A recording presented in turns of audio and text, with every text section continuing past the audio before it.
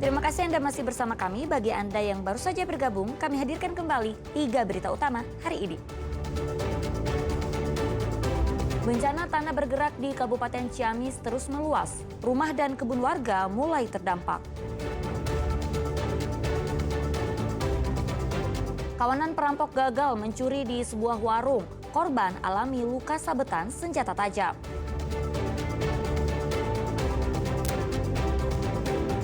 Dipicu rasa cemburu lantaran suaminya lebih sayang korban daripada anak yang dibawa dari hasil pernikahan sebelumnya.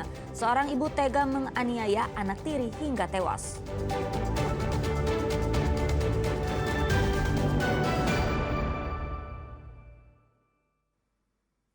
Ya, pihak PLN merazia aliran listrik menuju salah satu lokasi tambang yang diduga ilegal di Kabupaten Sukabumi.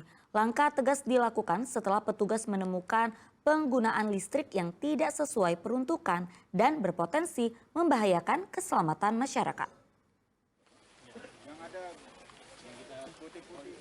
Dalam operasi bersama Kementerian Kehutanan, pihak perusahaan listrik negara atau PLN menemukan beberapa kabel listrik menuju lokasi tambang emas ilegal di Taman Nasional Halimun Salak di Desa Sukarami, Kecamatan Cisolok, Sukabumi.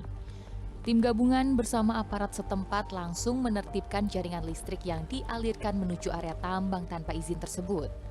Selain memutus sambungan, PLN juga melakukan pengecekan ulang jaringan di sekitar permukiman untuk memastikan tidak ada aliran liar yang tersambung ke lokasi tambang tersebut. Warga mendukung langkah PLN karena aktivitas tambang ilegal dinilai menimbulkan keresahan, termasuk potensi longsor dan kerusakan lingkungan. Terkait penertiban pemakaian listrik yang ilegal, bisa disebutkan ilegal seperti itu. Sebenarnya kami selalu bergerak juga Pak, memang beberapa titik, kemudian kami pun selalu melakukan sosialisasi terkait pemakaian listrik yang ilegal ini. Nah, harapannya ketika kami dibutuhkan untuk melaksanakan penertiban bersama, kami siap support terkait hal tersebut.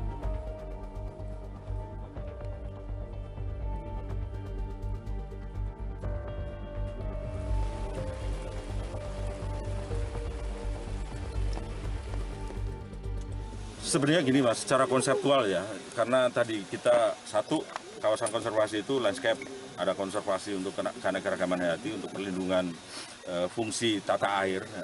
Ketika ya daerah-daerah hulu tentu menjadi salah satu lah ya pemicu dari timbulnya bencana ekologis, termasuk banjir, longsor, segala macam. Itu make sense. Jadi begitu. Saat ini sebanyak 200 tambang ilegal telah ditutup. Kemenhub akan terus melakukan razia terhadap penambangan ilegal di kawasan Taman Nasional Gunung Halimun Salak. Asep Didi melaporkan dari Sukabumi. Ya, seorang pria nekat membacok temannya sendiri menggunakan celurit di Kabupaten Kuningan, Jawa Barat, Selasa dini hari. Pelaku mengaku membacok lantaran tak terima kekasihnya digoda oleh korban.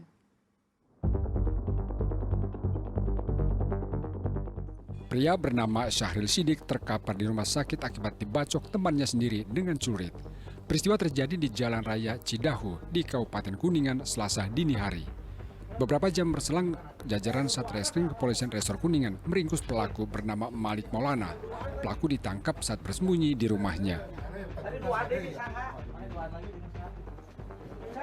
Dari tangan pelaku, barang bukti berupa sebuah senjata tajam jenis celurit disita polisi. Berdasarkan pemeriksaan polisi, pelaku mengenai korban karena tak terima kekasihnya digoda oleh korban. Pelaku kemudian merencanakan aksi dengan menjebak korban. Pelaku berpura-pura motornya mogok di perjalanan dan minta tolong korban. Ketika korban datang ke tempat yang dituju, pelaku langsung mengenai korban dengan sebilah celurit. Setelah membacok korban, pelaku kemudian kabur, sedangkan korban ditinggal bersimbah darah di lokasi kejadian. Terduga pelaku ini memiliki pacar yang digoda oleh korban, sehingga terduga pelaku ini mencari korban dan membacok korban dari belakang. Tak terima berarti ya? Tidak terima pacarnya diganggu karena modus asmara. Beruntung nyawa korban berhasil diselamatkan dan dibawa ke rumah sakit terdekat. Untuk mempertanggungjawabkan perbuatannya, pelaku dijerat dengan pasal 351 KUHP dengan ancaman hukuman 5 tahun penjara. Agung Gunawan melaporkan dari Kuningan. Ya, Polrestabes Bandung mengamankan seorang ibu yang diduga menganiaya anak tirinya berusia 4 tahun hingga akhirnya meninggal dunia. Dari hasil pemeriksaan, pelaku tega menganiaya korban lantaran suaminya lebih sayang pada korban dibandingkan dengan anak yang dibawa pelaku dari hasil pernikahan sebelumnya.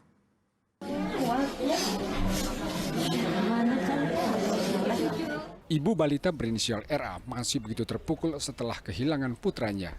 Ia tidak menduga korban meninggal justru karena dianiaya oleh istri baru mantan suaminya. Jenazah bocah berusia 4 tahun itu telah diautopsi polisi. Hasilnya, ada banyak bekas luka penganiayaan pada tubuh korban.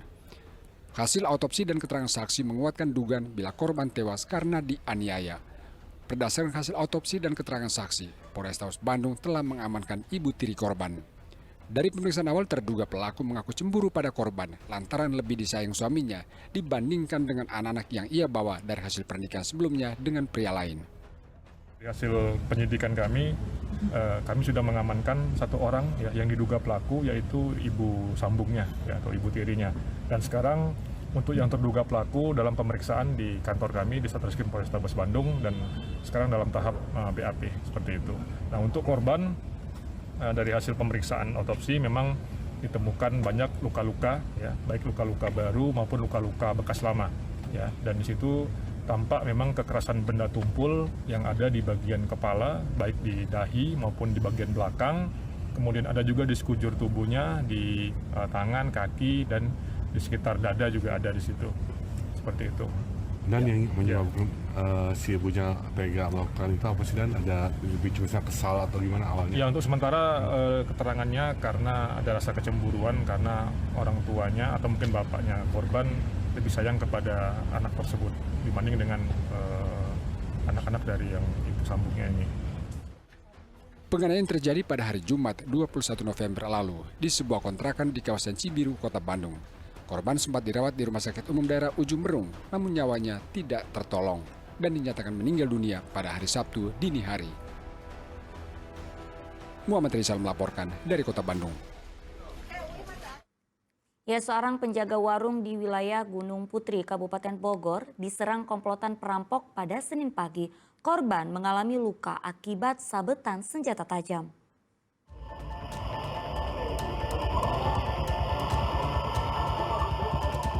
Kamera pengawas merekam aksi komplotan perampok.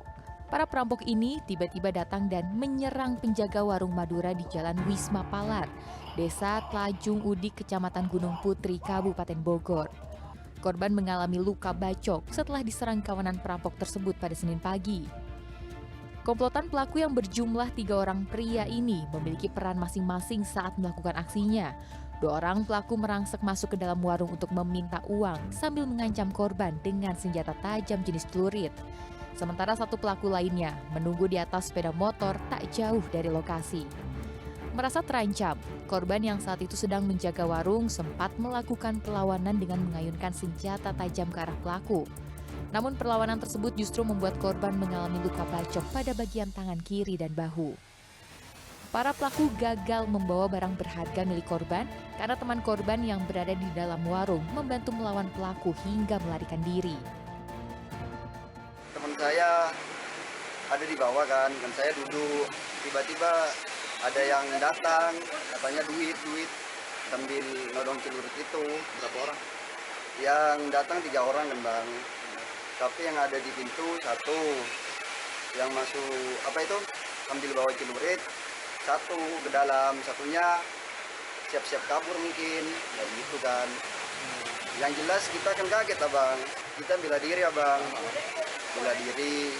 Kan dia bawa celurit, mau bacok kita, otomatis kita ambil celurit, dia bela diri kayak gitu abang. Ada kena nggak bang? Ini kena sama yang ini abang. Ya dia kabur, kan jelas kita kan teman saya udah bangun, soal gitu. Sementara itu, korban telah melaporkan peristiwa ini ke Polres Bogor. Warga berharap pihak kepolisian segera menangkap komplotan pelaku agar situasi kembali aman dan nyaman karena aksi para perampok ini meresahkan masyarakat. Asep Solihin melaporkan dari Kabupaten Bogor.